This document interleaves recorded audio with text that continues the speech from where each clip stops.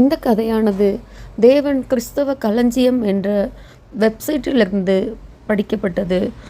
கதையின் தலைப்பு, உன்னிடத்தில் நீ அன்பு கூறுவதைப் போல பிறனிடத்திலும் அன்பு கூறுவாயாக. பாருங்கள், கதையை படிப்போம். ஒரு போர் வீரன் வியட்நாம் போர் முடிந்து தன் வீட்டிற்கு திரும்பும் நேரம் வந்தது. சான் பிரான்சிஸ்கோ நகரில் தன் பெற்றோரை அவன் போனில் அழைத்து, நான் வீட்டுக்கு வரப்போகிறேன், ஆனால் உங்களிடம் ஒரு உதவியை கேட்கிறேன், என்னோடு என் நண்பனும் வர இருக்கிறான் என்று கூறினான். அதற்கு பெற்றோர்கள், ஓ, தாராளமாக கூட்டிக் கொண்டு வா, அவனை நாங்களும் பார்க்க ஆவலாக இருக்கிறோம் என்றார்கள். அதற்கு அவன் நடந்த போரில் நிலத்தில் வைக்கப்பட்டிருந்த கண்ணியில் காலை வைத்ததினால் அவனுடைய ஒரு காலும் ஒரு கையும் இழந்து விட்டான். அவனுக்கு யாரும் இல்லாததால் அவன் என்னோடு இருப்பதை விரும்புகிறேன் என்று கூறினான்.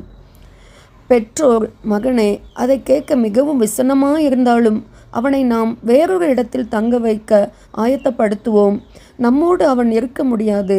அவனை வைத்து பார்த்து கொள்வது என்பது மிகவும் கஷ்டம் என்று உனக்கு தெரியும். இந்த வயதான காலத்தில் எங்களுக்கு இப்படிப்பட்ட ஒரு பாரம் இருக்குமானால் மிகவும் கஷ்டம். இதை புரிந்து கொண்டு அவனை வேறு இடத்தில் விட்டுவிட்டு நீ மட்டும் வா என்று கூறினர். மகன் போனை வைத்து விட்டான். சிறிது நாட்கள் கழித்து சான் பிரான்சிஸ்கோ நகர போலீஸ் அந்த பெற்றோரை அழைத்து, உங்கள் மகன் ஒரு உயரமான கட்டிடத்திலிருந்து விழுந்து தற்கொலை செய்து கொண்டான். நீங்கள் வந்து பார்த்து அது உங்கள் மகன்தானா என்று உறுதி செய்யுங்கள் என்று கூறினார்கள். உடனே பதைத்து பெற்றோர் போய் பார்த்தபோது அது அவர்களின் மகன்தான் என்று தெரிந்தது. அப்போது அவர்களுக்கு தெரியாத ஒரு காரியமும் இருந்தது. அவனுக்கு ஒரு காலும் கையும் இல்லாமல் இருந்தது. பிரியமானவர்களே, நம்மில் அநேகரும் அப்படித்தான் இருக்கிறோம். நம்மை போல எல்லாவற்றையும் உடையவர்களாயும் அழகாயும் அறிவாயும் இருந்தால் அவர்களோடு பழகுகிறோம். ஆனால் நம்மை விட அழுக்காயும் உடல் ஊனமுற்றவர்களாக இருந்தால் அவர்களை நாம் தவிர்க்கவே விரும்புகிறோம். மேலே சொல்லப்பட்ட கதையில் அந்த பெற்றோர் தங்கள் பிள்ளைதான் ஊனமடைந்திருக்கிறான் என்று தெரிந்திருந்தால் நிச்சயமாக வீட்டிற்கு அழைத்து அவனை பராமரித்திருந்திருப்பார்கள். ஆனால் வேறு யாரோ என்று நினைத்து அவனுக்காக நான் ஏன் இதை செய்ய வேண்டும் என்று நினைத்ததினாலேயே அவர்கள் தங்கள் சொந்த மகனையே இழக்க வேண்டியதானது. நமக்கு ஒருவர் உண்டு. அவரின் அன்பு நிபந்தனையற்றது. அவர் நாம் எத்தனை தான் அழகற்றவர்களாயிருந்தாலும் அறிவற்றவர்களாயிருந்தாலும் நம்மையும் நேசித்து நம்மை பராமரித்து போஷித்து காத்து வழிநடத்தும் நம் தேவன். அவர் பட்சபாதம் இல்லாதவர். அவருடைய பிள்ளைகள் என்று சொல்லிக்கொள்ளும் நாமும் அப்படிப்பட்டவர்களாக இருக்க வேண்டும் என்பதையே அவர் விரும்புகிறார்.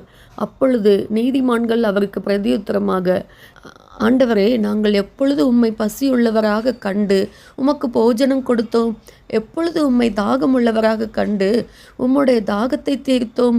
எப்பொழுது உம்மை அந்நியராக கண்டு உம்மை சேர்த்து கொண்டோம்? எப்பொழுது உம்மை வஸ்திரமில்லாதவராக கண்டு உமக்கு வஸ்திரம் கொடுத்தோம்? எப்பொழுது உம்மை வியாதி உள்ளவராகவும் காவலில் இருக்கிறவராகவும் கண்டு உம்மிடத்தில் வந்தோம் என்பார்கள். அதற்கு ராஜா பிரதியுத்தரமாக, மிகவும் சிறியவராகிய என் சகோதரரான இவர்களில் ஒருவனுக்கு நீங்கள் எதை செய்தீர்களோ அதை எனக்கே செய்தீர்கள் என்று மெய்யாகவே உங்களுக்கு சொல்லுகிறேன் என்பார் என்று இயேசு கிறிஸ்து கூறுகிறார். நாம் மற்றவர்களுக்கு செய்யும் நன்மையான காரியம் அது தேவனுக்கே செய்தது போலாகும். நம்மால் இயன்றதை மற்றவர்களுக்கு உதவியாக செய்வோமா? உன்னிடத்தில் நீ அன்பு கூறுவதைப் போல பிறனிடத்திலும் அன்பு கூறுவாயாக என்ற கற்பனையை நிறைவேற்றுவோமா? நமக்கு உதவி செய்ய முடியும் போது அதை செய்யத்தக்கவர்களுக்கு செய்யாமல் இருக்கக்கூடாது. நிச்சயமாய் செய்வோம். நம் பலன் பரலோகத்தில் சேர்த்து வைக்கப்படும். ஆமேன்.